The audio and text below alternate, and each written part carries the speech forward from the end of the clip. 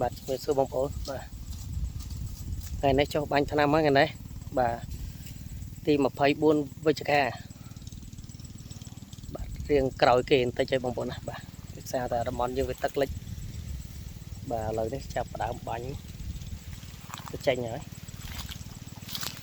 ដើមបាទម្ដុំនេះរៀងដើមអត់សូវល្អប្រហែលទេបាទដើមល្អបាញ់ក្រោយនឹងហើយខាងនេះទោះបីវាមិនបាញ់ក៏វាអាចថានឹងចេញប៉ុន្តែវាចេញអត់ស្រស់ចំពោះចន្ទីគឺបើកមុខហ่ะចាប់ដើមបើកមុខហ่ะបាទបើកមុខអញ្ចឹងវាមិនបាញ់ក៏វានៅតែចេញប៉ុន្តែវាយឺតបាទយើងអត់ជំរុញវាខែ3អត់មិនបេះឬក៏ខែ3អញ្ចឹងនឹងយើងជួយវាដើម្បីឲ្យបាននៅក្នុងពាក់កណ្ដាលខែ2ដល់ខែ2យើងអាចបានមកមួយណាបាទតែមើលនេះបាញ់ថ្នាំបន្តិច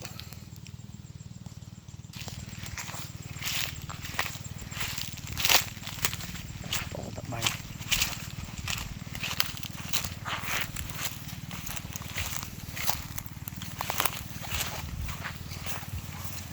ដើមម្ដុំនេះអត់សូវល្អទេប៉ុន្តែចេញមកទាំងអស់បាទអត់ល្អតែចេញបាញ់ថ្នាំបាញ់ឲ្យមិនភ្លៀងអាហ្នឹងល្អហើយយើងបាញ់ឲ្យភ្លៀងចាប់បណ្ដោយ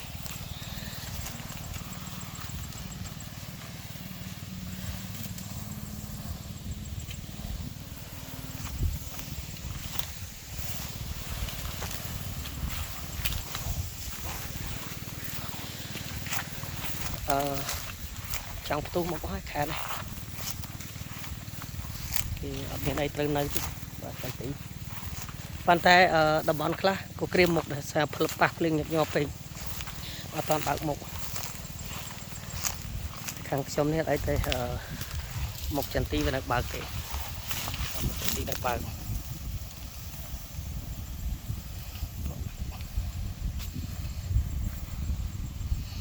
បាទបន្ទាប់ពីបាញ់ថ្នាំធ្វើដើមវាហើយក៏ចូលធ្វើស្មៅដែរបងប្អូនស្មៅនៅច្រើនណាស់ស្មៅដោយសារយើងខ្ជិលធ្វើតែមួយជើងឲ្យចប់បាញ់ថ្នាំស្មៅតែមួយជើង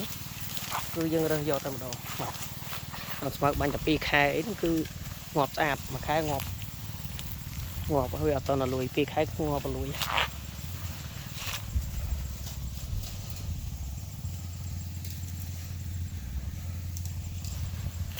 ហ្នឹងបងប្អូនបាទដើមម្ដុំនេះរៀងអន់ប៉ុន្តែអន់ហ្នឹងប៉ះថ្នាំចេញបដ ாய் បាទដើមល្អហ្នឹងមិនងាយដែរបាទតោះដល់ថ្ងៃដល់ខែវាបានវាចេញជួនកាលពាក់កណ្ដាលខែ2ឬក៏ចុងខែ2បានវាចាប់ដើមមានការមានត្រួយអីមកតែនេះយើងបាញ់ប៉ះថ្នាំចេញអរគុណចាស់បងប្អូនបាទអញ្ចឹងសូមគោរពលាវីដេអូមិនប៉ុណ្ណឹងបាទ